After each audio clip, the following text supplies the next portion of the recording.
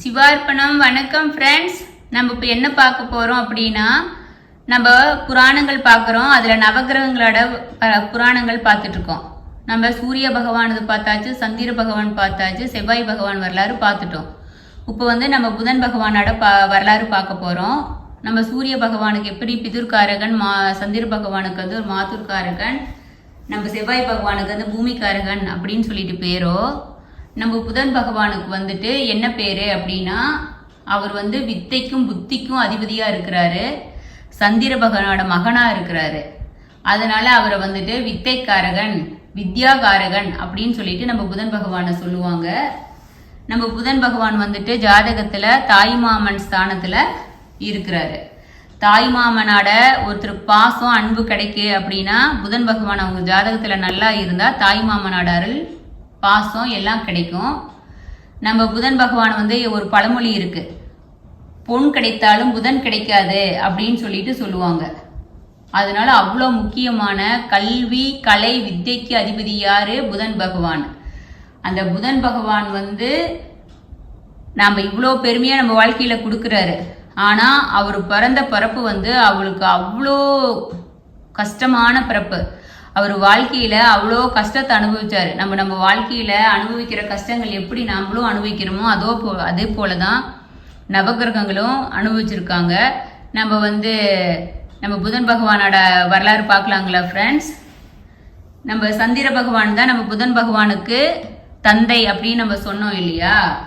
இப்ப சந்திர பகவான் என்ன பண்றாரு, வாழ்க்கையில ஜெயிச்சு எல்லா பவர்ஃபுல்லும் அவருக்கு கிடைக்கணும் அப்படிங்கிறதுக்கு பிரம்மாவை நோக்கி பல கோடி ஆண்டு தவம் செய்யறாரு. அப்படி தவம் செஞ்சு விதை, செடி, கொடி, மரம், சமுத்திரங்களுக்கு அதிபதி ஆயிடுறாரு. பிரஜாபதி தச்சனின் 27 பெண்களையும் அவர் மணந்துக்கிறாரு. அது இல்லாத தனது புகழ், கீர்த்தி, மரியாதையை நிரூபிக்கிறதுக்கு சந்திரன் ஒரு ராஜசூய யாகத்தை நடத்துறாரு. அந்த யாகத்தை சிறப்பா நடத்தியதால அவருக்கு மமதை தலைக்கு எறியது. ஆணவம் கண்ணை மறைக்குது. அறிவு மனசு சொல்றத அறிவு சொன்ன மாதிரி கேட்க மறுக்குது. அதனால அவரோட குரு பிரஜஸ்பதி. நம்ம குரு யாரு? நம்ம அசுரர்களுக்கு சுக்கராச்சாரியார், தேவர்களுக்கு பிரகஸ்பதி அப்படின்னு நம்ம சொல்லியிருக்கிறோம் இல்லையா? அவரோட குலகுருவான பிரகஸ்பதியோட மனைவி தாரையை அவர் அபகரிச்சுக்கிட்டு போய் அவர் வாழ்க்கை நடத்துறாரு.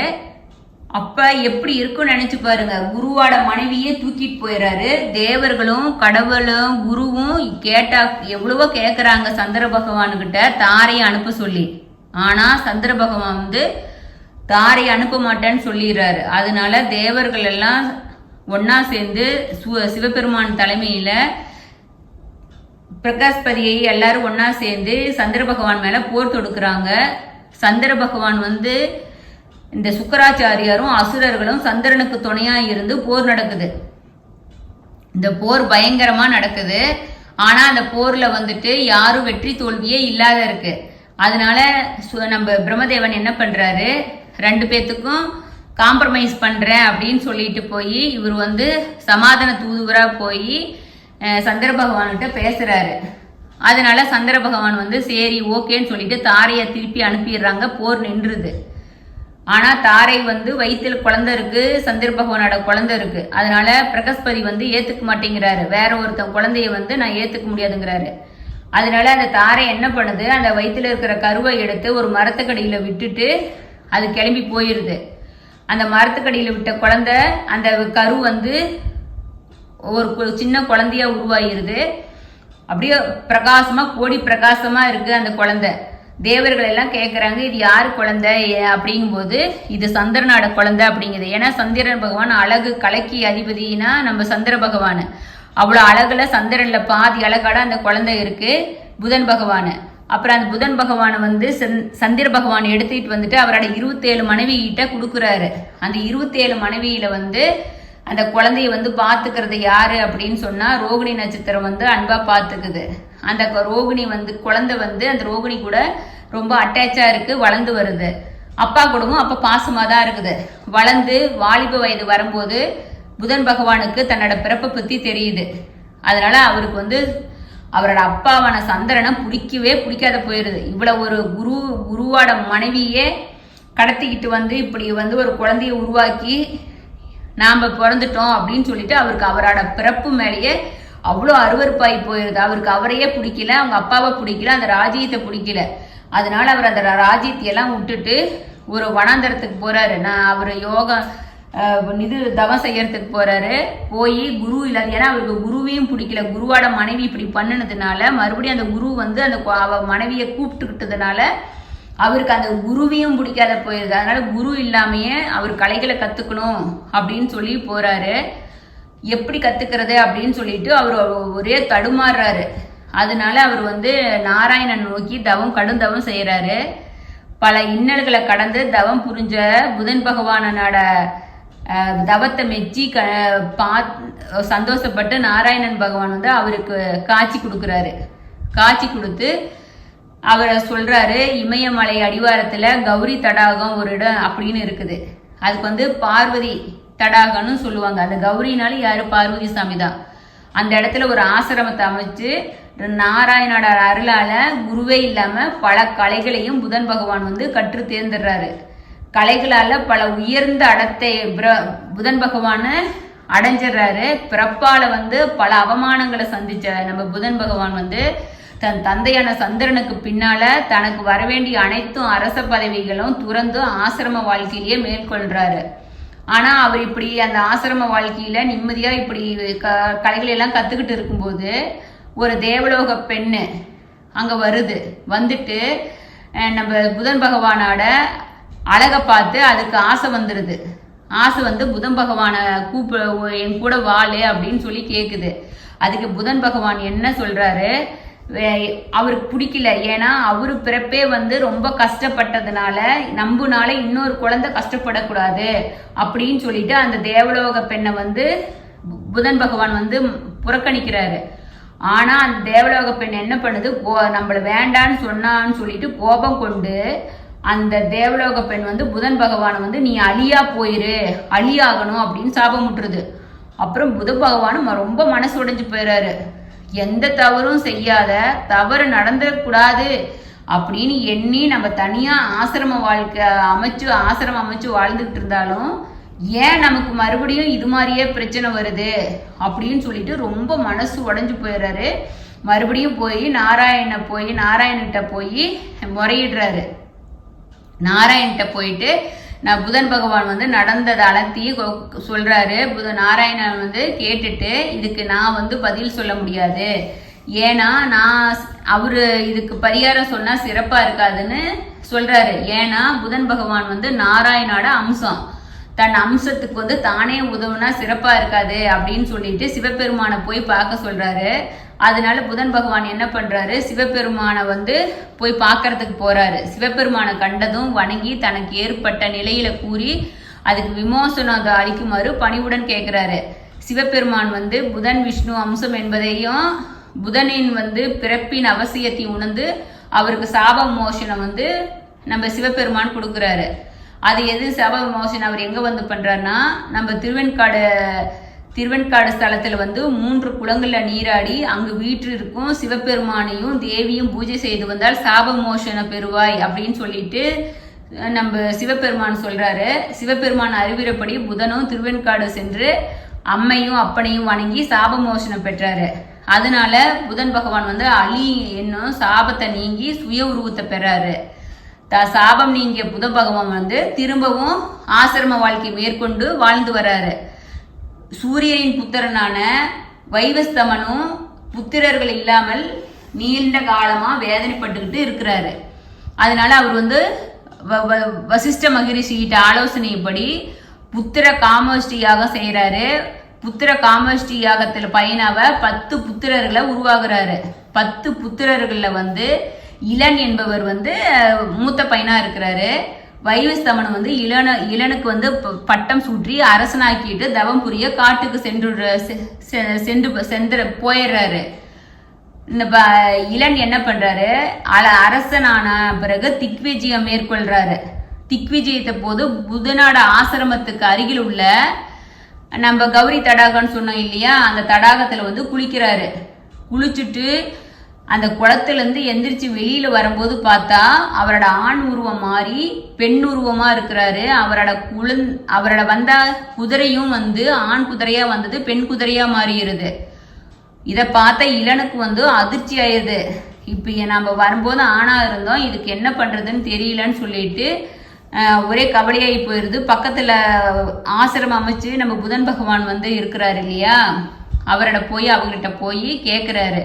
இளன் வந்து நான் இப்படி குளிக்க வந்தேன், குளிச்சதையும் இப்படி ஆயிட்டேன் அப்படிங்கும்போது இளன் கூறியதை வந்து நம்ம புதன் பகவான் வந்து கேட்டுட்டு அவரை அமைதியாக்கிட்டு அவர் சொல்றாரு, நீ வந்து நீராட இடம் வந்து பார்வதி தேவியும் பரமேஸ்வரனும் நீராடுற இடம், அதுக்கு பேரு கௌரி தடாகம், பார்வதி தடாகம்னு பேரு. சிவபெருமானியும் தேவியும் காண செல்லும் மகரிஷிகள் வந்து முனிவர்கள் அங்க அவர்கள் இல்லை எனில் நீராட இடத்துக்கு வந்துடுறாங்க. அதனால அவங்களுக்கு வந்து ரொம்ப இடைஞ்சலா இருக்குது. அப்படிங்கிறதுனால அவங்க 2 பேரும் இங்க யார் வந்து அந்த தண்ணி கிட்ட வந்தாவே பெண்ணுருவம் ஆயிடுவாங்க அப்படின்னு சொல்லிட்டு அந்த சாபம் விட்டுருக்காங்க. அதனால அந்த தடாகத்துல நுழைஞ்சு நிறைய தூரம் பாதி பேர் எவ்வளவோ பேரு ஆணா இருந்தீங்க பெண்ணா மாறி இருக்காங்க அப்படின்னு சொல்லிட்டு சொன்னாரு. அதுல வந்து நீங்க வந்து தெரியாத அந்த தடாகத்துல குளிச்சேட்டீங்க, அதனால இந்த சாப மோசனத்துக்கு நீங்க ஆணா மாறுவீங்களான்னு எனக்கு தெரியாது அப்படின்னு சொல்லிட்டு சொல்றாரு. அதுக்குனால இந்த இளன் வந்து இந்த விமோசனத்துல இருந்து நம்ம எப்படி தப்பி வர்றது அப்படின்னு சொல்லிட்டு கேட்கும்போது அவரை தேடி எங்கேயும் இளன் போன இளனை காணா அப்படின்னு சொல்லிட்டு தேடி அவரோட குருவே வர்றாரு. இளன் வந்து அவருக்கு நடந்ததெல்லாம் சொல்றாரு.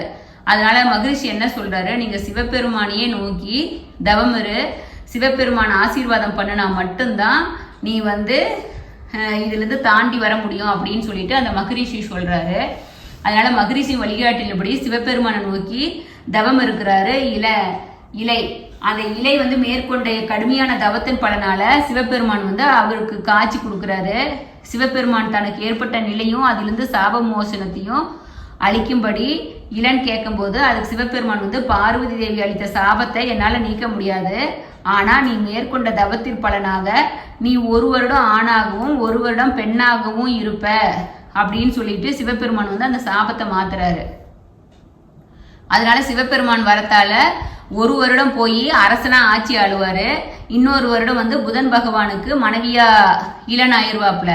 இந்த நிலையில வந்து இளனுக்கும் புதனுக்கும் புரூரவன் அப்படிங்கிற ஒரு மகன் பிறக்கிறாரு.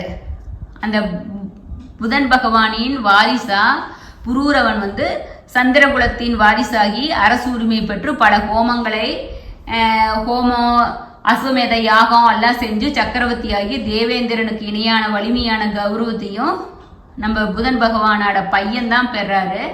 புதன் பகவான் வந்து மறுபடியும் சிவபெருமான் மேல கடுந்தவம் புரிஞ்சு நவகிரக பரிபாலனத்துல இறைகிறாரு. அதனாலதான் நவகிரகத்துல 4ஆம் இடம் புதன் பகவானுக்கு கிடைக்குது. மேலும் குருவே இல்லாம பல கலைகளை கற்றதால ஆயக்கலைகள் 64க்கும் அதிபதியா நம்ம புதன் பகவானை வந்து சிவபெருமான் வந்து அறிவிக்கிறாரு. நம்ம இப்படி புதன் பகவானோட வாழ்க்கை வரலாறு பார்த்தோம் ஃப்ரெண்ட்ஸ். எவ்வளோ கஷ்டம் பாருங்க, நம்ம கஷ்டத்தை தான் பெருசுன்னு நினைக்கிறோம். நம்ம புதன் பகவானோட மனைவி பேர் வந்து லா, அதான் இளையன்னு சொன்னோம் இல்லையா, அதுதான். நம்ம வந்து தன்மை வந்து அலிக்கிரகமா இருக்கிறாரு, நாடி வந்து வாத நாடியா இருக்கிறாரு, நிறம் வந்து பச்சை நிறம், ஜாதி வைசிய ஜாதி, வாகனம் வந்து குதிரை நரி, கிரகத்தன்மை வந்து உயரிய கிரகம், குணம் வந்து தாமசம், நட்பு வீடு வந்து ரிஷபம் சிம்மம் துலாம், பகை வீடு கடகம் விருச்சிகம், சமித்து நாயுருவி, சுவை வந்து உவர்ப்பு, பஞ்சபூத கிரகங்கள வாயு கிரகமா இருக்கிறாரு, திக்கு வந்து வடக்குக்கு அதிபதியா இருக்கிறாரு, தெய்வம் வந்து விஷ்ணு, தானி வந்து பச்சை பயிறு, கிழமை வந்து புதன்கிழமை, தேதி நியூமராலஜியில வந்து தேதி 5, நட்சத்திரம் ஆயில்யம் கேட்டை ரேவதி நட்சத்திரத்துக்கு அதிபதியா இருக்கிறாரு, ராசி மிதுனத்தில் ஆட்சி கன்னியில் உச்சம் பெற்றிருக்கிறாரு, நிறம் வந்து பச்சை நிறமா இருக்கிறாரு, ரத்தனம் வந்து பச்சை மரகதம், ஆடையும் பச்சை, ஆட்சி மிதுனம் கன்னி, உச்சம் வந்து கன்னி, நீசம் வீடு வந்து மீனம், புதன் பகவான் வந்து ஒரு வாழ்க்கையில ஜாதகத்துல 17 ஆண்டுகள் திசை நடப்பாரு. நட்பு கிரகம் வந்து சூரியனும் சுக்கிரனும். பகை கிரகம் வந்து சந்திரன், அவங்க அப்பா கிரகம். சமமா இருக்கிற கிரகம் வந்து அவங்க அங்காகாரகன் செவ்வாயும் குரு சனியும். நம்ம உடல் உறுப்புல வந்து தோளா இருக்கிறாரு. ஸ்தலம் வந்து திருவெண்காடு. உலோகம் வந்து பித்தளை. பலன்கள் வந்து சகல சாஸ்திரம் மற்றும் ஞானத்தை நம்ம குரு பகவான் கொடுக்குறாரு. திருமாலோட அவதாரம் நாராயணன். வைணவ திவ்ய தேசத்துல வந்து திருப்புலிங்குடி அப்படிங்கிறது நாராயண கும்பிடுறவங்க வந்து கும்பிடுறதா இருக்குது. நம்ம புதன் பகவானுக்கான காயத்ரி மந்திரம் வந்து ஓம் கஜத்வஜாய வித்மக சுகஹஸ்தா அஸ்தாய தீமிகி தன்னோ புத பிரசோதியாத். நம்ம வந்து புதன் வந்து சுய ஒளி அற்றவர். நம்ம புதன் பகவானோட வரலாறு பார்த்தோம். நம்ம புதன் பகவானை கும்பிடுறதுனா நான் எப்பவும் சொல்ற மாதிரி அதே தான். இப்போ திருவெண்காடு போறதா இருந்தாலும் சரி, புதன் பகவான புதன்கிழமை தோறும் நவகிரக கோயில எல்லா கோயில சிவன் கோயில் இருக்கிற நவகிரகத்துல புதன் பகவானை வழிபடுறதும் சிறப்பு, மகாவிஷ்ணுவை வழிபடுறதும் சிறப்பு. அதே தான் நான் சொல்லுவேன். பிரபஞ்சத்துல பஞ்சபூதமா இருக்காங்க நவகோள்களுக்கு. நீங்க அதனால வானத்தை அண்ணாந்து பார்த்து புதன் பகவானை மனசார நினைச்சு புதன்கிட்ட நீங்க என்ன வேணும்னு கேட்குறீங்களோ அது நல்லதே நடக்கும். அதனால நீங்க புதன் பகவானோட அருள் பெற்று சிறப்பா நம்ம புதன் பகவானோட வாழ்க்கையில வந்துட்டு எவ்வளோ இன்னல்களை தடைகளை தாண்டி நவகிரகங்கள்ல 4ஆம் இடத்தை அடையிறாரு அப்படின்னு நம்ம பார்த்தோம். அடுத்தது வந்து அடுத்த புராணத்துல பார்க்கலாம் ஃப்ரெண்ட்ஸ். Okay, thank you. புத பகவானை வழிபட்டு எல்லாம் நல்லனங்களும் பெற்று சிறப்பாக வாழணும் அப்படின்னு சொல்லிட்டு நம்ம சிவார்ப்பணம் 61 சேனல் வாழ்த்துறோம். தேங்க்யூ சிவார்ப்பணம்.